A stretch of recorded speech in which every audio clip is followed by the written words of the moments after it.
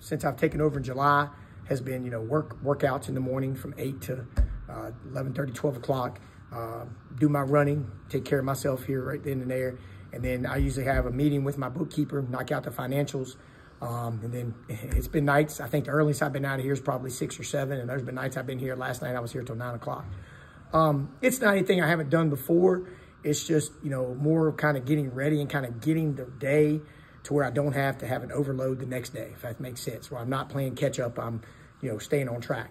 I'm very, very, very blessed. We're very, very blessed here at Heritage to hire Jonathan Mitchell, that's coming from LCA, that was their athletic director, and just kind of lucked into that. When I saw that he applied for the job, man, that was an unbelievable blessing for us. And now that he's here, he started 2 days ago, and he'll be able to start helping us out on some different things this week. And now that he's here, I think that's going to take a lot of load off me. I know you were doing a lot of stuff anyway, but you talked about Coach Mitchell. How important is it to have him here, to where he knew a lot that maybe you didn't? He knows a lot of stuff about the VHSL stuff. He's already helped me on some different things. I think there's a couple things on some software stuff that AD, related, that he can really help me with. And at the end of the day, Dennis entrusted me with a lot of stuff as being assistant AD, and it's going to be the same thing with myself and Mitchell. He will be the AD during the football games on Friday nights. He'll be the fall AD. He will be the point of contact with everything on Friday nights at home games. He'll be the one that will be taking care of all that kind of stuff. And he'll also be working the volleyball games. In the fall, my only AD responsibility in terms of coverage will be the boys JV, our JV teams. But, at the end of the day, it'll just be one of those things that, we'll figure it out, and we'll kind of get through there the first 3 or 4 months. And then, we'll starting this time next year, we'll have this thing, have a good idea how we want to do things. Also, I'm very fortunate, very blessed to have Heather Ray as our athletic administrative assistant. She does a great job.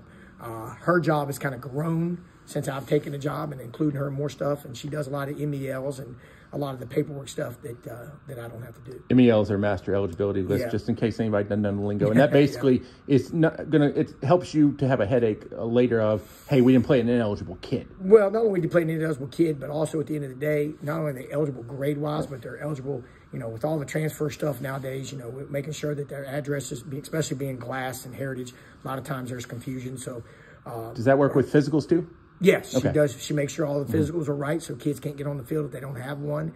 And now we have a software thing here in Lynchburg City, which is called Rank One. We have to put our stuff on Rank One, where basically everything but the regular paper physical is now digital, so we can pull it up at any time. So she does a lot of that stuff too. So, at the end of the day, I'm definitely not doing it myself.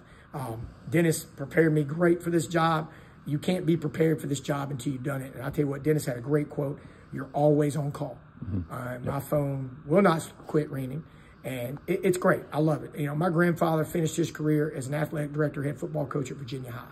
He retired from the football coaching part of it and continues AD, I think, for the next 7 years. I think he retired in 73 or 74 from coaching and went on to do the AD until like 81, 82. So I've been around it a while. My passion is still for coaching. I still want to coach. I still like to coach. I still get excited about coaching. Typical day for me today was to come in here about 7 o'clock, work on stuff till about 7:30, 7:45, go meet with my bookkeeper for about 30 minutes to go ahead and get the financial stuff kind of taken care of and get prepared for the next day and kind of wrap up this day. Then I go to practice, and at lunch, I go meet with my athletic administrative assistant, Heather, kind of figure out what we got to do, go back to bookkeeper, kind of go from there. And then now, we're finishing up our second practice. We're knocked out media day.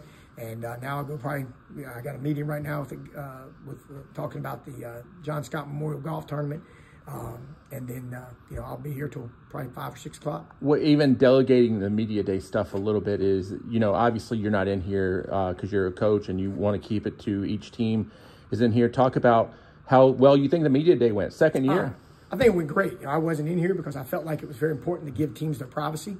I felt like that when LCA's talking, Heritage doesn't need to be in here, and when Heritage is talking, the other teams don't need to be in here. So I thought that went well. I was very pleased with the number of people that we had from the media. Our coaches are great here in the Seminole District of accommodating the schedules. And, at the end of the day, man, we are definitely a tight-knit community in the coaches part of this district. And if it hadn't been for the head coach's help, there's no way this could get done. Really, I guess you could say that that I put it together, but really I didn't. All I did was put everything in this room, and you notice I didn't have to come up here. Everything rolled because I've got great coaches in this Seminole district, and we've got great media people that want to cover these young men.